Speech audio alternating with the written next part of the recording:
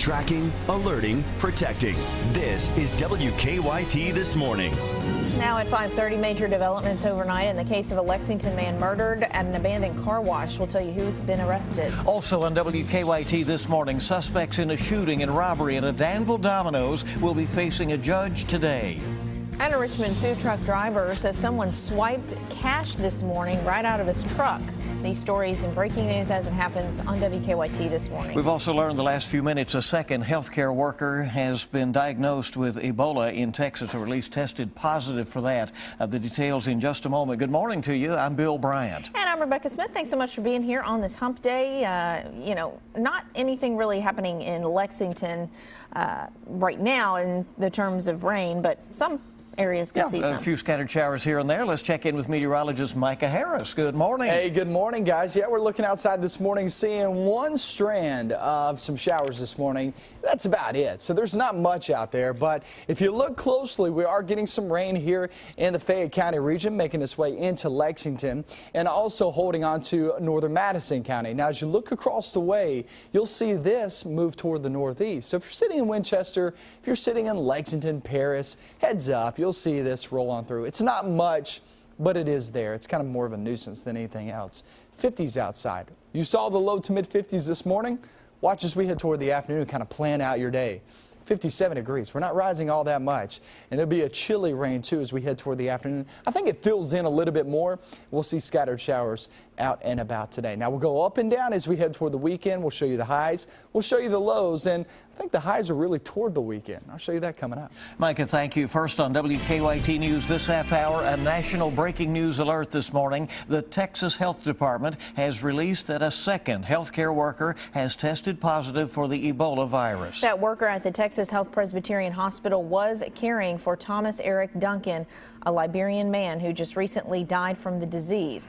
The worker was immediately isolated after reporting a fever yesterday, according to health officials, who also say they've interviewed this latest patient to figure out exactly who they came into contact with. We're tracking this alert this morning. We will bring you all the latest information as soon as it becomes available. Obviously, a lot of concern about that, and the one nurse who tested positive earlier said to be now in good condition. So the latest details as we get that this morning. Now, new this morning locally, police have arrested a third suspect in connection with the murder of a Lexington man at an abandoned car wash. That man is Thomas Lucky. In addition, they have found that fourth and last person of interest tied to the case. WKYT's Whitney Watzel live from the car wash with overnight developments. What's the latest information you have for us, Whitney? Good morning, everyone. Police arrested a third murder suspect just before 1 o'clock this morning at the same place where the murder happened. 38-year-old Thomas Lucky is charged with murder and robbery. Police say a fourth person of interest, Teresa Jarrett, was also found. However, she was interviewed and cleared in the case, so she is not facing any charges. Police arrested Joseph Sledge and Kavion Thomas yesterday afternoon, less than 24 hours after the man's body was found inside this Premier car wash on West News Circle. It's been closed for almost a year now. Both of them are also charged with murder and robbery. Arrest citations show Lucky, Sledge, and Thomas beat the victim to death with their fists and then stole his wallet. All three of those men will be arraigned later today. Meanwhile, the victim still has not been identified. The coroner tells us he is a white man in his 50s. Live in Lexington, Whitney Watzel, WKYT. Whitney, thank you. 3 suspects accused of shooting a Danville restaurant clerk are set to head to court today. Patrick Brand, Rico Penix, and Robin Adams are scheduled to appear in Boyle District Court for a preliminary hearing. They're accused of robbing a Domino's restaurant in Danville last month and then shooting the only clerk there at the time, 21-year-old Zoe Reed. All 3 are charged with a count each of assault and robbery. New this morning, a Richmond food truck driver says someone stole cash out of his truck as he was serving customers. Josh Gardner, the owner of Epicure Food Truck, was in front of a Richmond bar on Water Street this morning when he says 2 people came up to order some food. He says one ordered fries, the other asked for samples, and that's when he turned around to cook those fries and someone took cash. He says he's surprised by someone stealing. I don't worry about anybody that comes to the bar on a regular basis taking money from me or even hassling me about anything. Everybody's usually really cool. And Gardner says that now he'll be a little more vigilant about watching and will close the window near his cash box a little more tightly. Probably a good idea. All right, police say that they have arrested a Sunday school teacher suspected of sexually abusing a teenager in his class. Rex Murphy is charged with sodomy and sexual abuse. Murphy taught Sunday school at the Polly Ann Church of God in Pulaski County. Eubank police say Murphy tried to intimidate the victim with tales of witchcraft. Victim stated that the suspect had told him on numerous occasions that just by brushing his skin or shaking his hand, he could tell his sins through a power that he has because he comes from a family of warlocks. Police say if Murphy is found guilty, he could face up to 20 years in prison.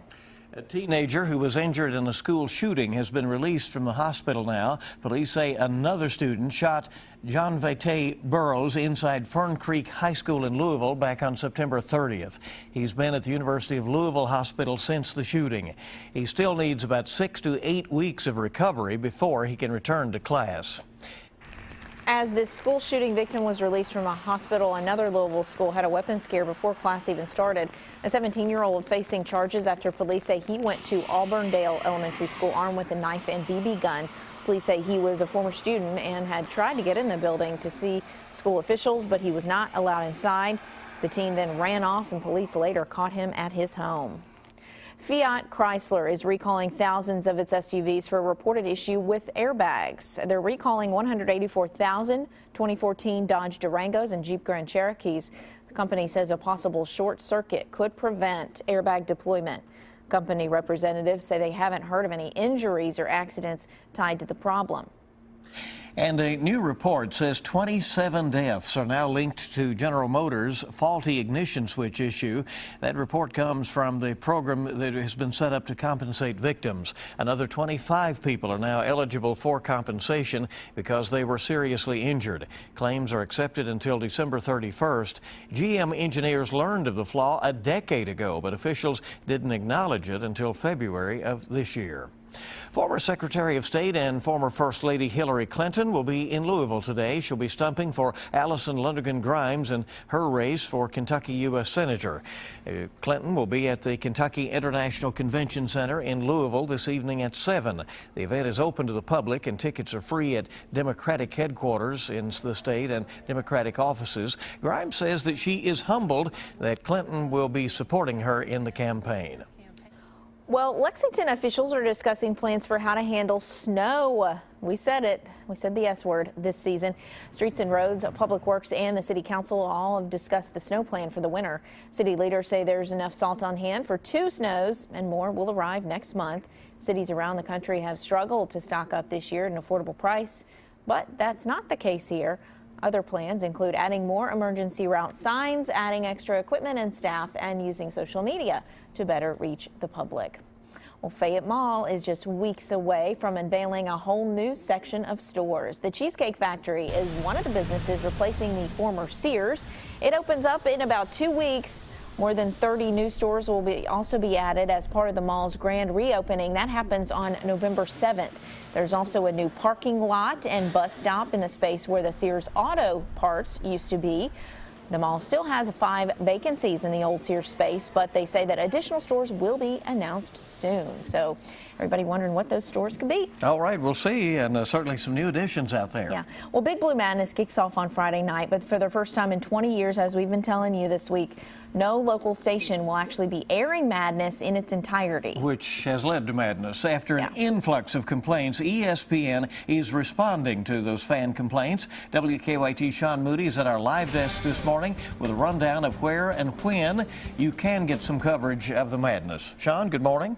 Good morning, Bill. You know, if you get that popcorn ready, settle in on the couch, and turn on the SEC Network when Big Blue Madness starts Friday night, you'll find yourself watching volleyball. SEC Network will air the LSU versus Missouri volleyball game during that time slot. If you're looking for Big Blue Madness live on television, you'll only see cut-ins on ESPNU.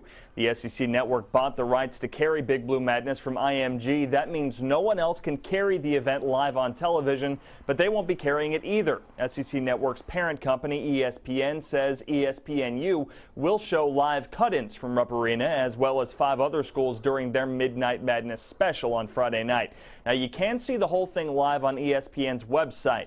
This has sent Kentucky fans into another kind of madness. They flooded social media with angry messages using the hashtag #FreeBigBlueMadness. Yesterday, ESPN announced the SEC Network will show a 1-hour recap of Big Blue Madness at 11 o'clock Friday night. Now, fans snapped up the free tickets to Madness in 30 minutes. They are now popping up on websites like eBay and StubHub. At the live desk, Sean Moody, WKYT. All right, Sean, thank you. We'll see how it all goes. 5:41 is our time as we check live drive traffic this morning and see what is happening out there. Here is a look right now. Yeah, it looks pretty good there at I-64, I-75 at the northern split.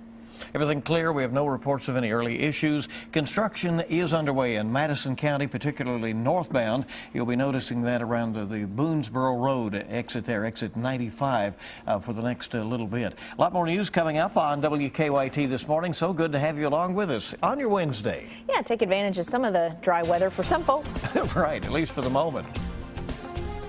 Well, we're looking outside. The big mass of rain has already moved over toward the East Coast. Now we're going to be dealing with some pesky showers, and they will be chilly showers, too. I'll show you how low we go with our temperatures coming up next.